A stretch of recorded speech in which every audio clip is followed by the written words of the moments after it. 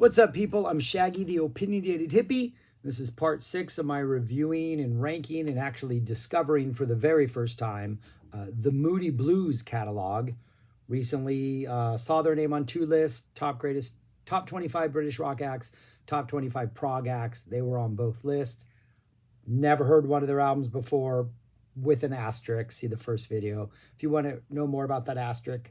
But now on album 6, A Question of Balance, which came out in August of 1970. So far, really enjoyed this journey. And this is, I'm going to say, a little step backwards from the previous 4. The first one was very much a 60s psych pop rock thing. The next 4 definitely had more prog leanings, especially in their narration and their sort of like grand symphonic overtures. Though I do think they're more of a psych band than a prog band. But this album definitely seems like they're trying to pull back some of their indulgences a little. There's narration, but it doesn't come until the very end, which gives the album a slightly different feel. The keyboards and like, I think it's, what's his name? Mike Pinder's sort of mellotron and all the stuff he does with keys, for a lot of the songs are just kind of in the background, and they're providing awesome sort of like support in the background. But until the very end of the album, they're definitely not as prominent. And so that prog element is even reeled back a little bit until pretty much the last 2 songs. Though there is a song prior to that that has like some nice prog passages throughout. But for the most part, it definitely feels like a more conventional album than those, the 2, 3, 4, and 5.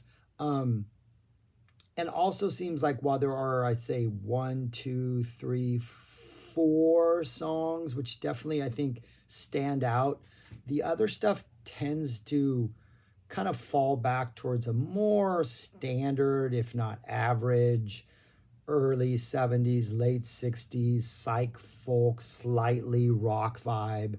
Got some beautiful harmonies, but a lot of very acoustic energy. And anytime there is electric energy, it tends to be like licks or maybe like a burst of cool guitar in the middle of something.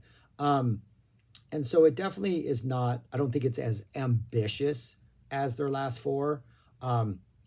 There probably is a concept to this. It's called A Question of Balance. The first song is Question. The last song is The Balance. A number of the songs have sort of questions as either a lead-off lyric or seem to be centered around questioning war, questioning man's relationship to the environment. A couple love songs on there, which seem kind of positive. Don't seem like they're questioning anything. But yeah, I think it's a little less ambitious than those other 4. Originally, I thought I only knew 3 Moody Blues songs, Nights in White Satin, Tuesday Afternoon, and a song from the 80s I can't remember the name of. But I do know the song The Question, which leads off the album. Right? Is that what it's called? Question, not The Question, just Question. Definitely recognized this from the radio back in the day. I also knew this was the Moody Blues. So as soon as it started, I was like, oh yeah, I know this song. And it opens up the album with this really almost frantic, hyper acoustic, like strumming guitar energy. And then it has this middle section where we kind of really slow things down and go more folky and more like soft, gentle, folky psych. And then we pick it back up at the end.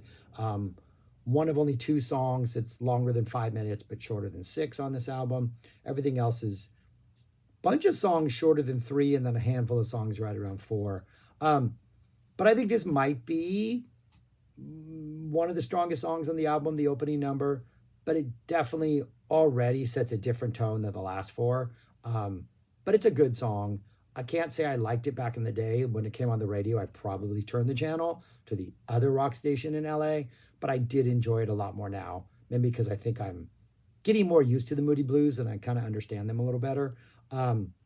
But it's about questioning hate and death and war and all that kind of stuff. So this almost seems like the question is, questioning man and their, tendency to fight each other and hurt each other and stuff like that.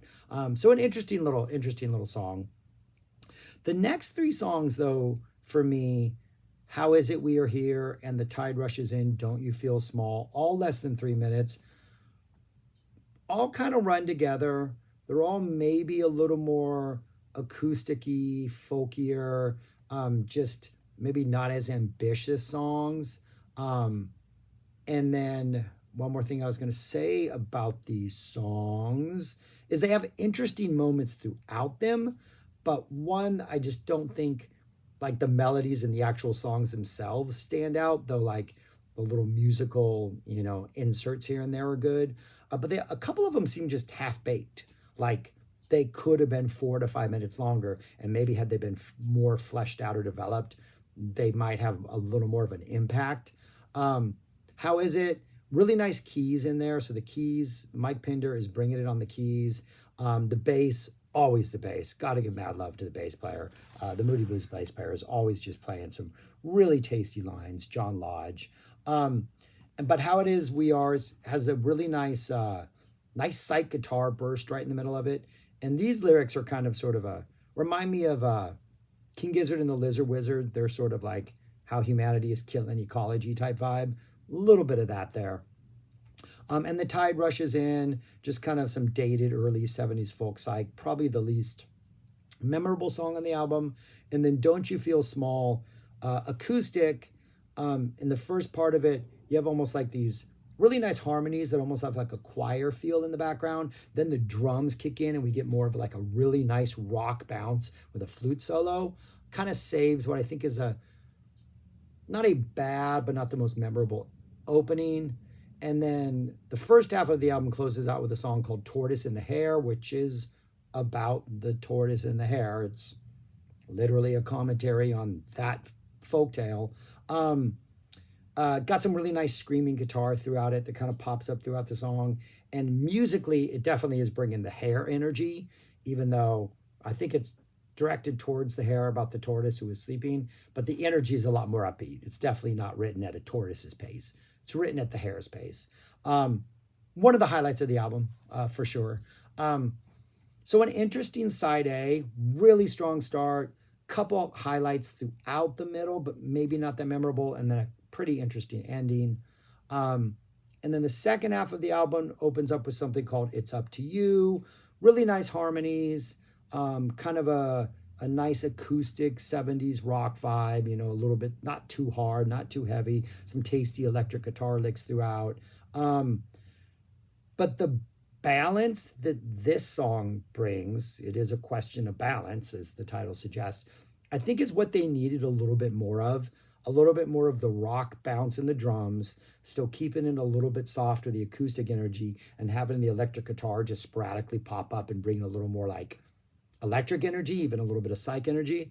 That's what this album needed. I think if some of the songs in the first half had a little more of this balance, because it's a question of that, this might be a stronger album, at least for me. A Minstrel Song is a nice strolling kind of rock groove, like minstrels would stroll. Really nice harmonies, kind of like a choir-esque type vibe to it. Not a big fan of the lyrics, very 60s hippie-ish lyrics, and I'm a hippie, but sometimes you can be too cliched, and I think the repeated refrain in this is, what is it? Everywhere love is all around. Yeah. The second half of this is pretty good. The rhythm guitar gets a little more aggressive in the second half and provides a little more energy. Not a bad song, but doesn't really stand out too much. But then we get a couple of really good songs towards the end of the album. Dawning is the Day.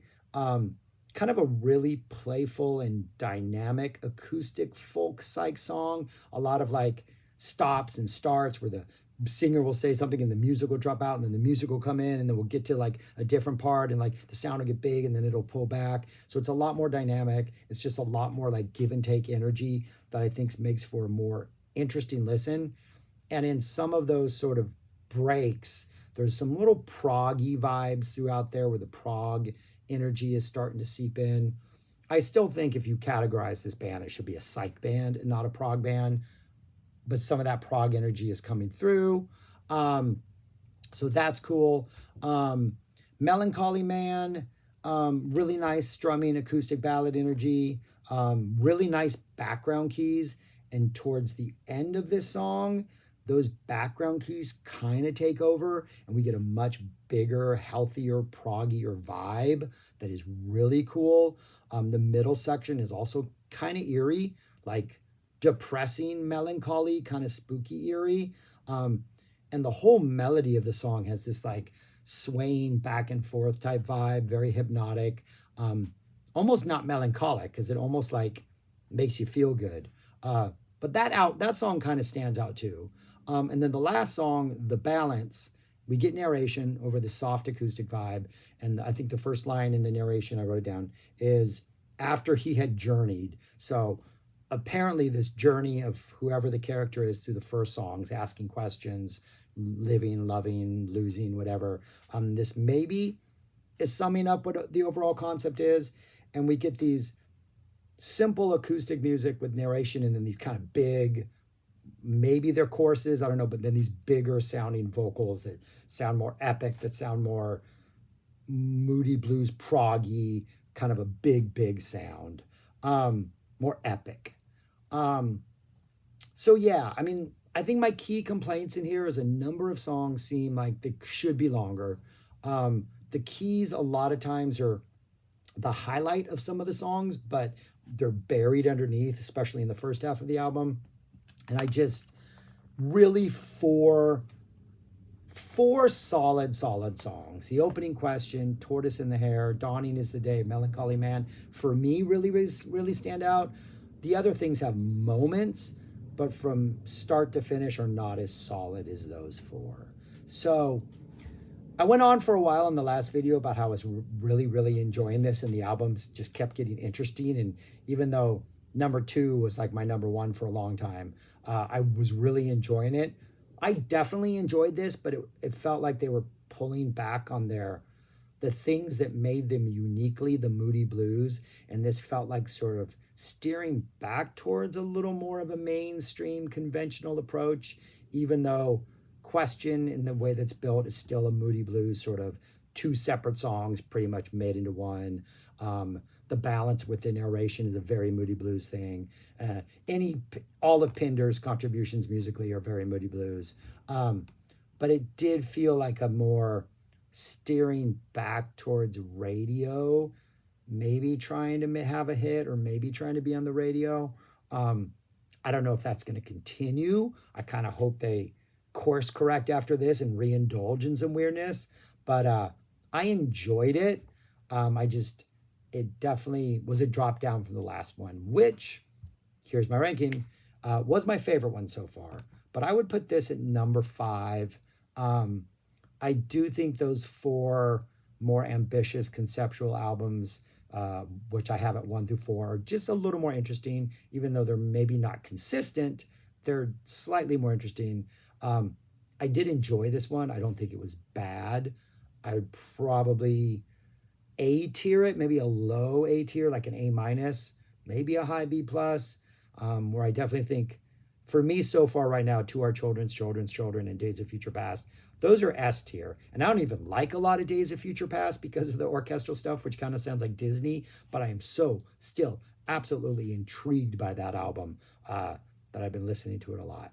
But yeah, I would put this at number 5 so far.